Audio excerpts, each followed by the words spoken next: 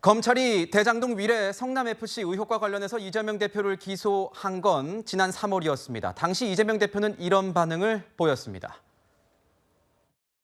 저에 대한 기소는 이미 전에도 수차례 말씀드렸던 것처럼 답정 기소입니다. 검찰이 다만 시간을 지연하고 온갖 압수수색 쇼, 체포영장 쇼를 벌이면서 시간을 끌고 정치적으로 활용하다가 이제 그 정해진 답대로 기소한 것입니다. 전혀 놀랄 일도 아닙니다. 이미 정해진 일이었기 때문에 이미 예상했던 일입니다.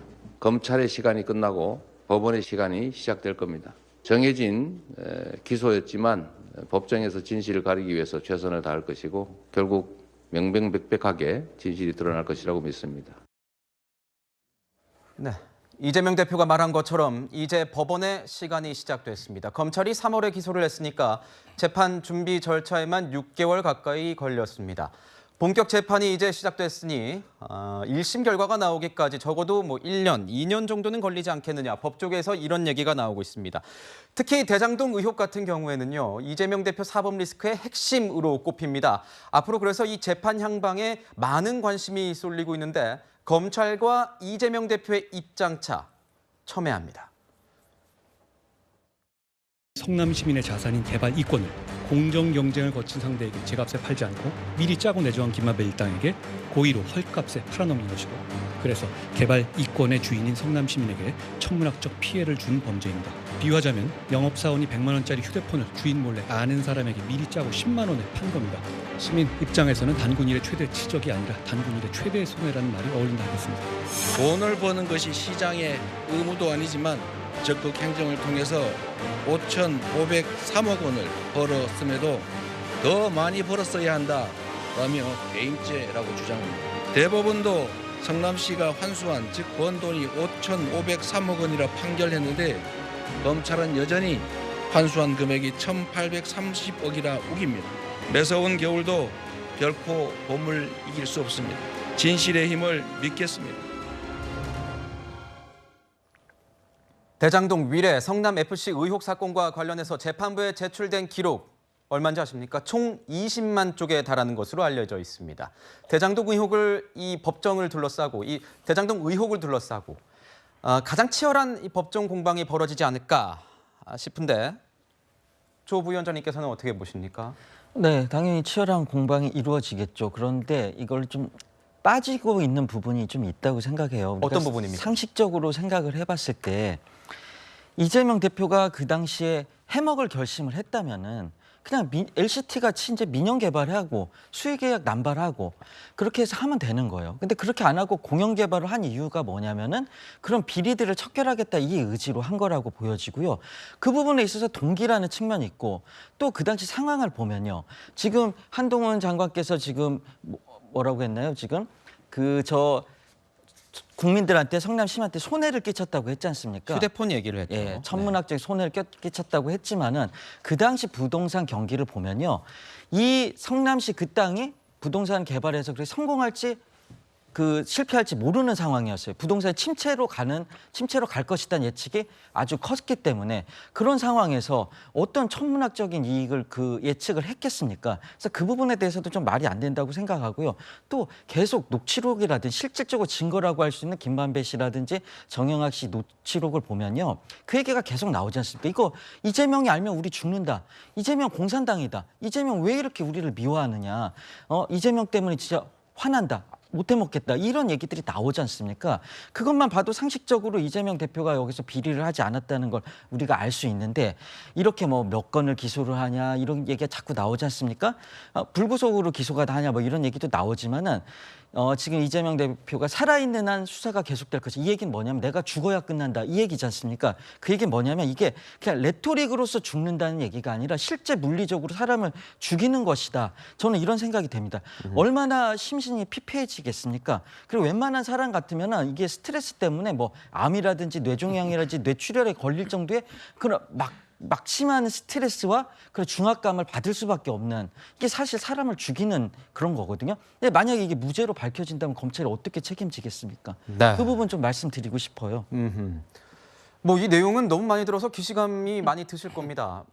오늘은 대장동 재판이 이 다음 주에는 선거법 재판이 이렇게 예정이 돼 있습니다. 추가 기소 때는 3개에서 5개의 재판이 동시에 진행될 수도 있는 겁니다.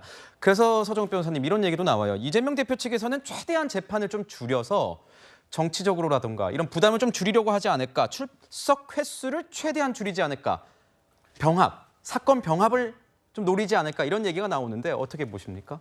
그런 전략보다는요, 재판을 이게 최대한 끌어서 결과가 안 나오는 이게 지연 전략, 이걸 쓸 것 같아요. 오히려 왜 그러냐면 이게 그 선거법 있잖아요. 이게 벌써 이게 결과가 나와도 한참 전에 나왔어야 돼. 지금 1년이 넘었거든요. 그런데 지금도 안 나오잖아요. 근데 만약에 선거법 재판이 총선 전에 나왔는데 100만 원 넘게 나왔다. 이러면 이게 당이 아마 뒤집질걸요. 434억 반환이 되니까. 그러니까 이제 어떻게든 총선 전까지 결과가 안 나오게 만들자. 그리고 이게 대장동 위례 FC도 가능하면 이게 대선까지도 한번 끌어보자. 대선까지도. 내가 대통령 되면 다 없어지는 거 아니냐. 이런 식으로 이게 재판 지연 전략을 쓰는 거지. 저는 뭐 병합 이런 거는 이게 오히려 더 마이너스고요. 시간을 끄는 이런 이게 전략으로 아마 이재명 대표 측은 나올 거고요. 조금 전에 우리 조 부위원장님 말씀 중에 지금 이게 잘 보시면 그 대장동 있잖아요. 이런 게 부동산 아까 경기를 모른다 했잖아요. 그래서 다른 개발사가 어떠냐? 뭐 평택이든 다른 데는요. 부동산 값이 폭등하면 초과 이윤이 생기잖아요.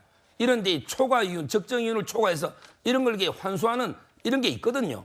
그런 걸 다 이게 빼버려서 지금 이게 딱 막아가지고 7,886억을 벌었어요. 아파트까지 하면 조단입니다. 이재명 대표가 로비 없이 민간업자가 이게 조단이 벌도록 벌여둘 이런 분이 아니에요. 이재명 지사가 일은 잘했거든요. 아마 이게 로비 없이는 저는 분명히 환수했다. 이래 봅니다. 서재현 대변인님 보시면은 집중 심리를 만약에 재판부가 할 경우에는 주에 2회를 하게 되는 겁니다.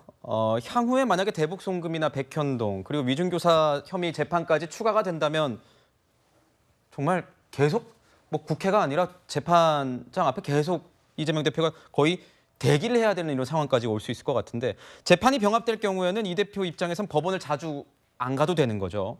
부담을 덜 수 있는 거고. 또 한 재판부가 방대한 기록을 또 다시 봐야 되는 거기 때문에 사건이 장기화되고 정치적으로 이득을 볼 것이다. 그래서 어떻게든 사건 병합을 시키지 않겠느냐 이런 게 여권에서 나오는 이런 의견이거든요. 네. 어떻게 보십니까? 사실은 그 이재명 대표도 그렇고 민주당도 지연하는 게 아니고 신속하게 해달라고 2년 동안 계속 검찰에 이야기했고 검찰이 지연을 한 것이죠. 2년 동안 수사를 안 하고 한 6개월 하고 이렇게 법원의 시간을 넘겼으면 저희가 이런 어떻게 보면 타임 스케줄이 나오지 않을 텐데 검찰이 2년 동안 계속 소환을 하다 보니까 이게 수사가 계속 늦어지면서 지연이 되는 거고요. 저도 마찬가지지만 변호사도 아닌데 한 2년 동안 이렇게 계속 패널로 준비했는데 이재명 당대표도 얼마나 준비했겠습니까? 5년, 6년 했기 때문에 수사 진행하면서 이재명 당대표께서도 세세한 검찰의 주장이라든지 그리고 또 좀 그렇지만 재판장님들도 2년 동안 TV 보셨을 거잖아요. 그래서 수사가 10만 장 뭐 이렇게 방대하더라도 그 자료를 차치하더라도 그 핵심과 서로에 대한 주장은 이제 다 이해할 수 있거든요. 그래서 저는 뭐 금방 끝날 것 같고 한 번 더 좀 제 개인적인 생각은 공직선거법 위반, 즉 김문기 처장을 모른다는 것은 사실 이제 선거 결과가 나와야 그 재판 결과가 나와야 되는데 저는 재판장님께서도 한번 좀 말씀을 좀 드려서 왜 김문기 처장님이 하나밖에 없는 목숨을 또 이렇게 버리고 가족과 헤어질 수 있던 계기가 무엇이고 그 이유가 사실 더 중요한 거 아닙니까? 그 부분도 좀 개인적으로 좀 밝혀주셨으면 하는 바람입니다.